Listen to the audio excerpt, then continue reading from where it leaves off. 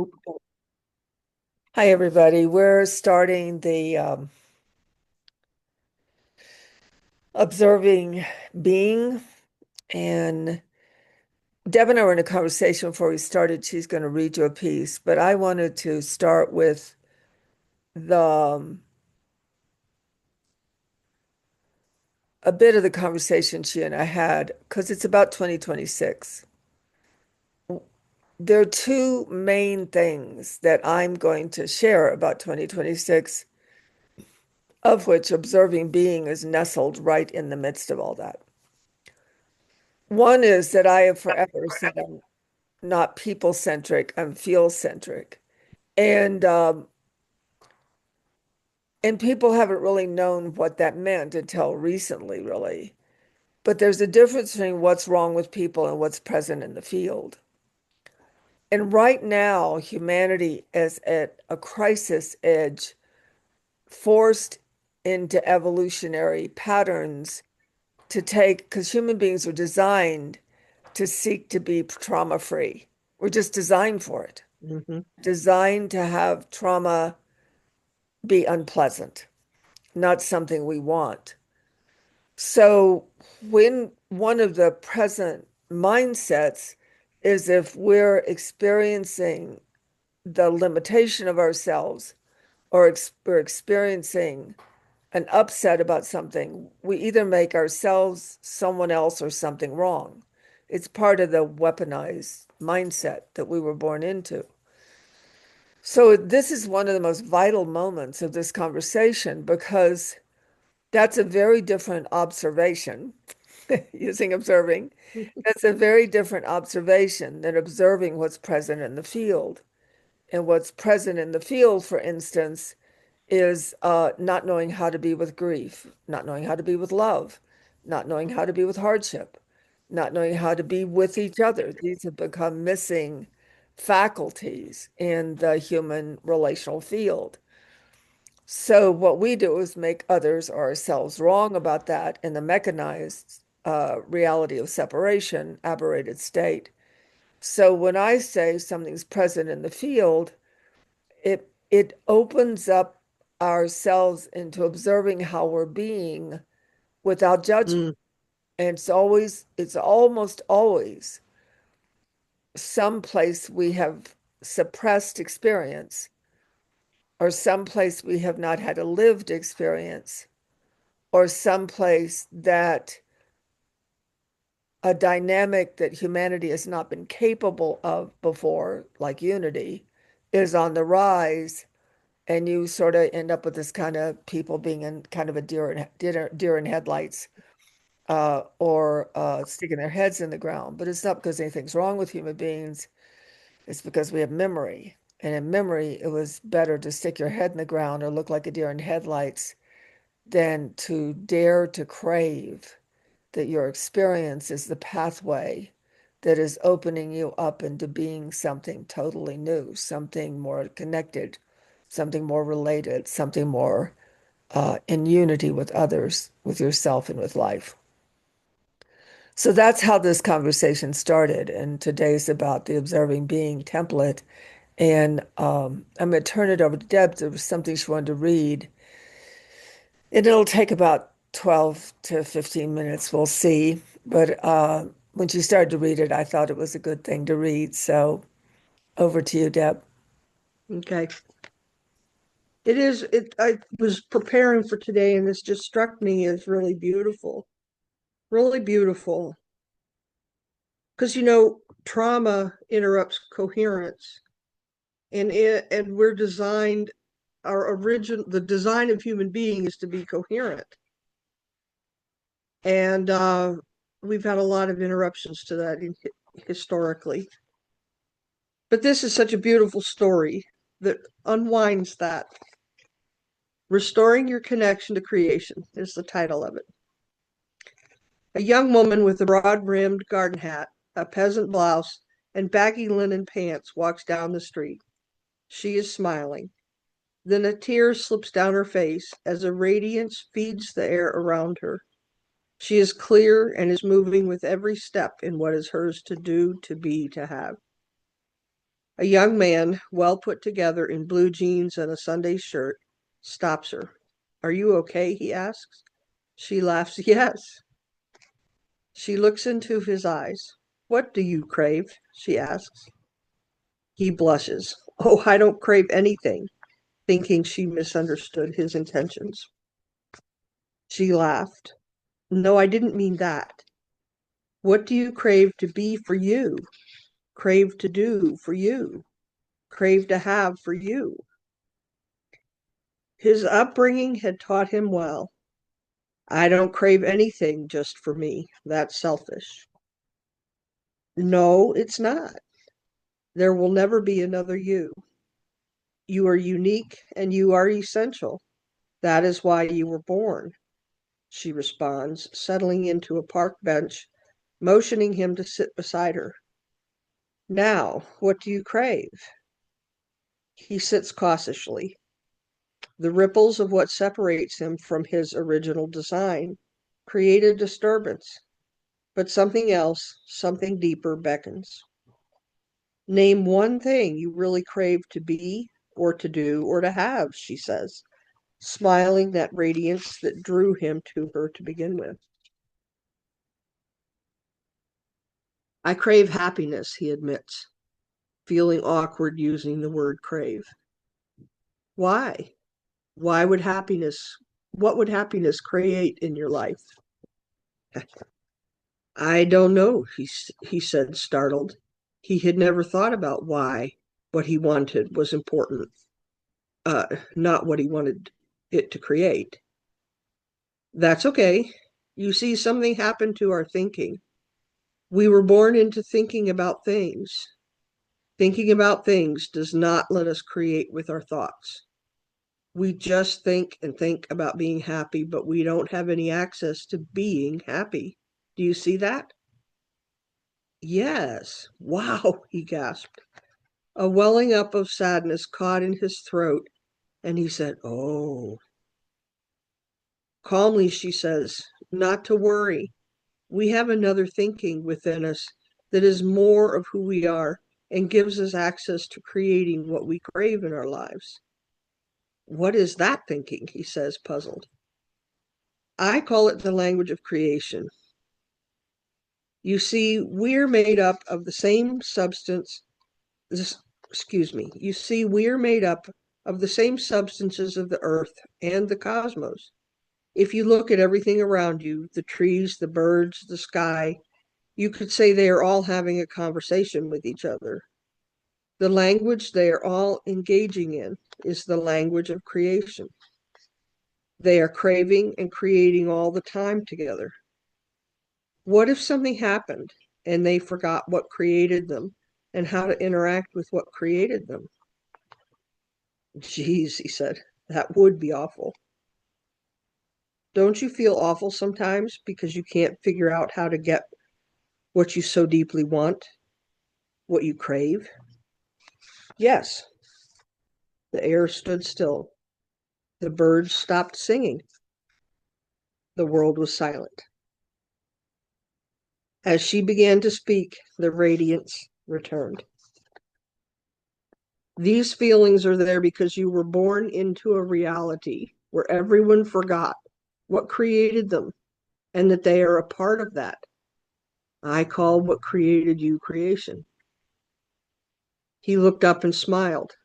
Something had stirred past the disturbance, a connection to something that had been lost. I crave happiness, and what I crave happiness to create is a world I want to be part of. Delighted, she clapped her hands and almost hugged him. Great! See what dominates the world you were born into is separation. Everything is separated from everything else. Without connection, nothing can last. Not relationships, not government, not even food supply or jobs. Everyone begins to protect themselves from each other, defend themselves from being harmed, and fight or run in fear because they can no longer connect with anyone, even themselves. What do we do about that? He asked. Well, doing hasn't done very much, would you say? He nodded. What if there isn't anything to do and there is something to be? Huh? Delighted he had paid attention for so long, she jumped into an outburst of sentences. You see, something is happening. Maybe it just couldn't happen before now. Your original design is connected to everything. Your design is part of the great design of creation, and it is waking up, coming back online. That design is your being. See, every one of us is a unique and essential design of creation. Pausing to take a breath, she continued, what if you're miserable because you're trying to wake up and come online as what you came to be, and you just don't know how to get there? He burst out laughing, thinking to himself, she is nuts. But he didn't stop listening. You see, she continued, if you live as the language of your original design, just like the trees and the birds, you would not feel separated from anything. Plowing on, she continued, okay, see, you have to know what you want, what you crave to create, to have it come into existence. But even if what you crave comes into existence, it has to stay in existence. To stay in existence, it has to sustain and maintain itself. Like the sun, the moon sustains and maintains itself. You don't have to put it in the sky every evening. Your heart beats without you having to start it every morning. So, what would sustain and maintain a world you want to be part of? Whack job or miracle, he wondered. Before he could question what she said, he blurted out, love. The air around him quickened. Something woke up in him saying that word that went past the word itself. Maybe I am being the language of creation, he thought. Okay, she said, starting into another torrent of words. Now let's look at what happens when something can sustain and maintain itself. It embodies. Swooping her arms up into a grand gesture, she looked at him only to be met by deer in headlight eyes. She reached out and took his hand and looked gently into his eyes. We all came here to embody. What is she talking about? He squirmed as he felt her hand pulsing with excitement. Didn't your dad's sperm crave your mom's egg, and together they created an embryo that had to sustain and maintain itself at least 5 months before it had everything it needed to embody as you? Aghast at her example, he could not miss her point. Holding his hand firmly and looking into his eyes, she said, so what would sustaining and maintaining love embody? A fierce fight started in his logic, but he kept asking, what would sustaining and maintaining love embody? Noticing he felt like his entire life was on the line. Then he felt as if his brain let go and his mind exploded. Sustaining and maintaining love embodies bliss. He just sat there. Everything felt different. The world was bigger. There was suddenly more room for him. He teared up and turned away. She sat very still, absorbing the sunlight and slipping off her sandals, feeling the soft grass under her toes. She knew there was nothing to do. He had touched the true design of himself. There is no sunset, no success, no amount of money that compares to that, she sighed wistfully, thinking how few people ever get to know what they actually are. Ah, but the magic of it all when they do. "What is this?" he whispered, afraid the moment would go away and he would forget. Never to feel this again did not feel so good. "That is your being," she whispered back. "You see, you don't have to look outside of yourself to find what you are. You already are what you are. You just didn't have access to it. You are trying to get back to you. Otherwise, there would be no logical explanation for everything you have gone through to get better, to find yourself, to feel whole. What is my being?" Your being is the you that never got separated from your original design. A long time ago, something happened way before we were born that separated us as a species from our original design. We no longer felt a part of what created us. We thought we belonged to our family, our tribe, our country, but our original belonging was with creation. We belong to what made us. Our original design of creation is what we are made of, what we're part of, with the innate attributes and skills and gifts of creation itself. What happened? You get access to what you are when you are in direct connection with creation. You are a container of creation, not the limited container of the world you were born into. You were born into a container that limited or denied your ability to get access to the container that is yourself. Not only are you more than you think you are capable of becoming more and more and more of what you are. Your real container is your being, where you become more and more self-aware and self-contained. You begin to be able to experience yourself beyond your present limitations. You begin to experience you as the next greater aspect of creation that you are becoming. You return to being a meta self who lives in greater and greater comprehension of what you came here to be, do, or have. She let go of his hand, straightened her sun hat, and put her sandals back on her feet. "Would you like to meet me here tomorrow? We could see what you observe over these next 24 hours. "I would really like that," he said, with a sincerity he had not felt for a long time. He woke up the next morning, noticing that something was different, but he wasn't sure what. Life didn't feel so confusing somehow. She was sitting on the bench waiting for him. She hugged him and asked, "What have you noticed since we met yesterday?" He thought and said, "I noticed I don't feel so confused." "Okay," she said. "Now you have come this far. Let's go a little further. Ready?" "Yes," he said. "Let's go."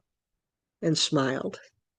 Imagine that creation is a big, never-ending field, an unending container within which everything that lives is, imagine that creation is a great, big, never-ending field, an unending container within which everything that is lives. In quantum physics, you would say a quantum field. But for us, let's call it a living field. You are part of that living field, so you're a field within a field. Wild, huh? "I'm listening," he said, knowing there was more. "Well, imagine that creation is watching you, and you are watching creation. In ancient times, being the observer or the watcher was considered a very high state of being. Ready?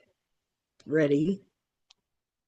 Let's say that craving, creating, sustaining, and maintaining, and embodying are part of the physical laws, including our flesh, and observing is part of non-physical laws of spirit. We don't speak the language of spirit or the cosmos anymore. In our separation, we got so lost in doing, we forgot the power of being." She sighed, lost for a moment, in the loss of spirit in these times. And, he said, interrupting her thoughts, you are both spirit and flesh, physical and non-physical. So you need to remember that the non-physical language of spirit is different than the physical language of our flesh. Once upon a time, there was no separation between the non-physical and the physical. Language carried the energy of spirit and the matter of flesh. This is the language of creation, a language that returns you to who you are as flesh and spirit, carries the design of your true nature, your wholeness. What is the language of spirit, of the non-physical? Remember, non-physical language is non-physical, so it is different than physical language. Where we crave in the physical, we observe in the non-physical. The language of flesh lives in time. The language of spirit lives in the moment. Close your eyes for a moment. It is easier to walk you through it than to explain it. His eyes closed. She asked, so now, remember, observing, you were not so confused. Go back to that moment, okay? Okie dokie, he smiled. What are you present to? She asked.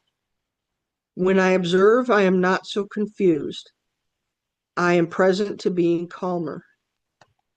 Now stay in the moment, being calmer.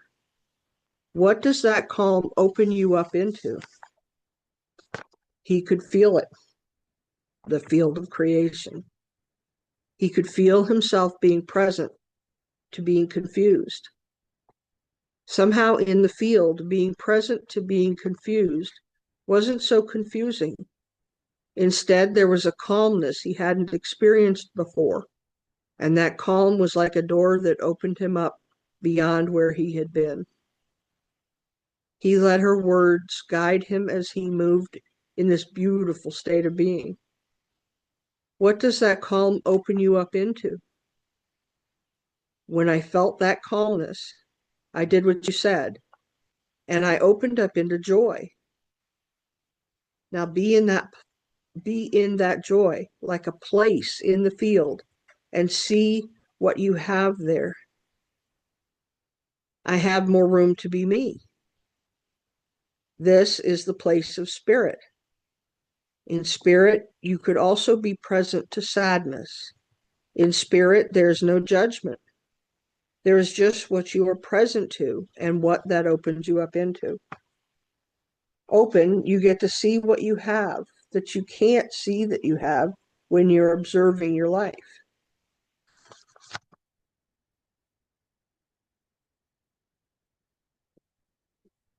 He felt like he had experienced himself in a way that was more familiar to him than in all the time he'd been alive. And yet he knew that he hadn't experienced himself for such a long time that he would have to live in this language for a while to get himself all the way back. He looked over at her, and she had a booklet in her hands. These are the exercises that give you access to what you are as part of creation, what you are actually designed to be, how you uniquely think, and what you came to create as an essential part of existence here. She stood and gave him her hand. Walk with me. As they moved through the park, she began to speak. You have touched your being now. You will begin to discover and be able to hold the larger nature of yourself. As you unfold into your design, you will uncover innate skills and capacities that were just not available in a broken, fragmented reality that you have had to exist in. You've been in a broken container. Without including what you are, you were like shattered glass. You can see many reflections of yourself, but you can't see yourself. Through doing these creation exercises in this book, the craving and the observing, your container will more and more include all that you are. Then you begin to experience what was essential about you being here, and you will be able to be it. Why didn't I meet you before now? He asked. The green of the trees was the greenest. He loved the sound of the children's voices, where 2 days before he had found them irritating. I don't think we would have met before now. Humanity has gone through many cycles. Many centuries have passed in what we have worked to recover. Many centuries have passed as we have worked to recover what we are, this last century being psychological. Before the psychological era, it was totally permissible whatever a parent did to a child, or whatever a man did to a woman, or whatever a country did to a tribe. There was no thought that it was wrong or unjust.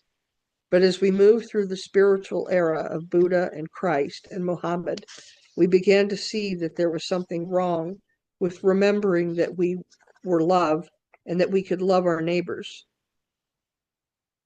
There was something wrong with not remembering that we were love and that we could love our neighbors as ourselves and turn the other cheek. While we are still wrestling with the obsessive attention to violent thoughts and violent actions, many of us feel there is another way to exist.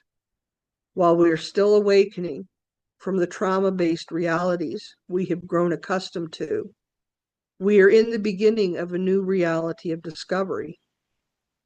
No longer hidden or lost, new and ancient knowledge is uncovering the truth of what we are.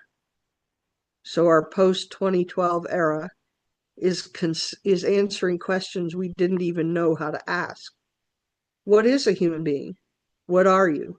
What created you here? What is your design? What are your innate skills and capacities?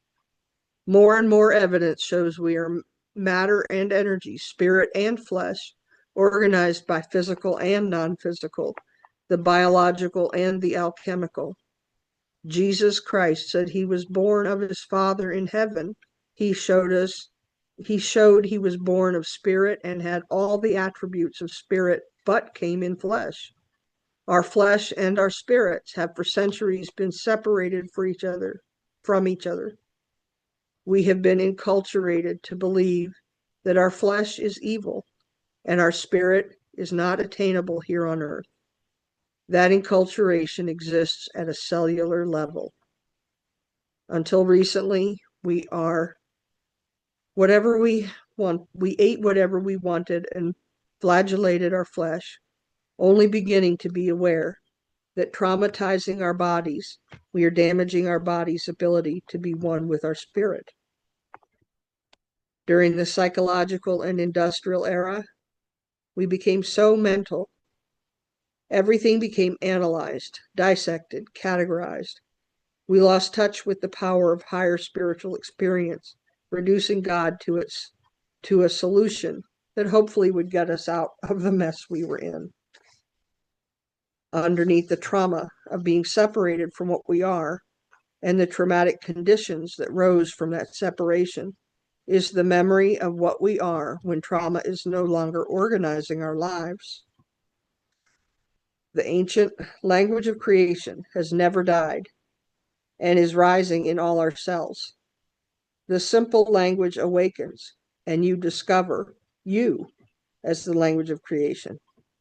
You are designed by its principles, its laws, its structures, by what lets things come into existence as a whole operating system without any separation from its original design. The language of creation is you, and your thought plane is designed to operate in that language. Your languaging is unique to you, not someone else's languaging, yours. And in your languaging, you discover your truth. There is not one truth. There are many truths. Your truth begins to get revealed as you do the exercises, and that truth begins to manifest. You will delight in discovering the beauty of your design and finding yourself doing what you came to do, being what you came to be, and having what you came to have. So much more than you could ever imagine. You will know what none of us know and what none of the rest of us has access to. You will have experiences that none of the rest of us have. You are an expression of creation in the flesh and in the spirit. It's worth the journey. The day was ending. They both knew it was time for them to part. He squeezed her hand with one hand and the book with another. I will never forget you, he said. She laughed and spun around. More importantly, you will now never forget you.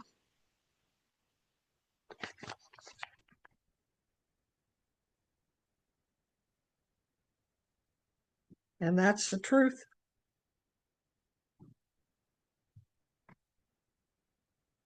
You're muted, Tantra. It's amazing that book was written in 2013, but it was written for these times. It was what I was directed that to build. If you build it, it will come. These consciousnesses will be available to human beings again, and it's amazing to hear it written back then and how much we're living the depth of it now. It's really amazing. So I'm going to publish this today and get it out today because I'm going into surgery Tuesday of next week. And even though I could publish it next week, I can't forward it to Facebook or other things next week. And then on the 28th of February, we begin this 11-month journey of self-discovery and the container of self, not the container that contains, but the container that allows for self-expression, self-perception, and self-awakening. So I'll be sending this out to the general public, and then those of you that have registered for the 7 levels of consciousness, I'll be sending out the final one of the 4 sections we've done, and I'll also be sending out template 6. Deb and I are not going to do a video on template 6. The 7 levels are consciousnesses, and what's exciting to me, even though it might be incomprehensible when I share it, is the reason we're starting with these 7 levels and we're starting inside of template 6 is because that's where the consciousness of humanity is, the high end, the higher frequency end of humanity. But humanity's weakness is because of our language base and our perception base, we often don't self-perceive. And so we can perceive right or wrong or good or bad. We can perceive better or worse. But when you get up to template 6, actually template 5, you're in the presence of self. And one of the important interests of humanity is I am the word. So being able to bring our sense of presence home to language makes our I am the word be about presence, not about circumstance. And it's essential. So even though those of you who have done the templates will have some level of comprehension, probably not a lot. All of you that know me as I describe what we're going to do, and then you discover what it is we did, usually after we did it. But it holds the dynamic of presence. I am that, template 6 does. I am that, and where I am that is. So we're going to start with this month in February, just a rough, crude template 6, whatever any of you writes, not rocket science, not Mozart, not the Renaissance painters, just crude. We're not going to try to hone it or skill it. But after we write it, we'll be asking you, what do you see you crave? Like what's missing? What's missing in the way it goes? is it's called moving with creation. So let's say I am love and where I am love is creates. Let's say that's the phrase. But the minute I write it, what's missing for me? And I could say craving of a level of intimacy I know can be real. That would be mine. Then you'll go back in the first month, you'll write a craving one on it, and then you'll write multiple observings on it. And then if you're called, you can write more than one craving. As you begin to unpack the first level of consciousness, which is the craving level, template one, which just reestablishes kind of the piano keys of your direct link with creation. This is linguistic science. This is metaphysical. This is a method, but it's a method that really, really, amazingly enough, restores part of our neural wiring that we have become lost to. There's another Substack post I want to get written, which we'll see if I get it written today or before I go in the hospital. But one of the observings that happened for me in an activation I did last Saturday was I read something activating in the person's brain I had literally never seen before. And yes, I can look in your brain. I can see your electrical wiring. I can see your gray matter. It's just part of what I can do. And your solar plexus. Both of those areas I have a very high relationship with. But what I didn't realize that I jotted down because afterwards, because I knew I was really seeing something literal. And so I looked it up. And what it was talking about is the cortex. And we talk about the frontal cortex, but actually it's the frontal lobe. And the frontal lobe is held in a hand, looks like a hand, like multiple hands holding all the different lobes. And that's gray matter.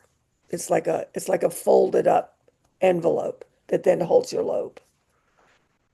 And what it talked about was that what I'd been activating in his brain, or what was activating, and then what you do is you literally get present to it in such a way it can open up into more, basically.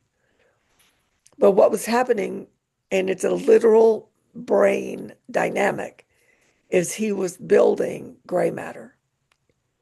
And when you build gray matter in the cortex, you have more perception and you have more peripheral awareness. So it blew my mind. But it also let me know that starting with template 6 was ideal and that what we were moving into was timely and let it be so. So Deb, anything over to you and then we'll close up. You're on mute, sweetie. I don't have anything to add except that I really look forward to being with all of you when we meet. Yeah, and hopefully you will have read the book before then. It's a short read. Deep cut, deeply activating, but a short read. I've noticed when I look down that Zoom makes my final picture the image on the Zoom link. That's really irritating to me. I just want to let you know. So just want you to know that the visual you see on the Zoom link is not my best look. So here we go. We're off and running. Take care.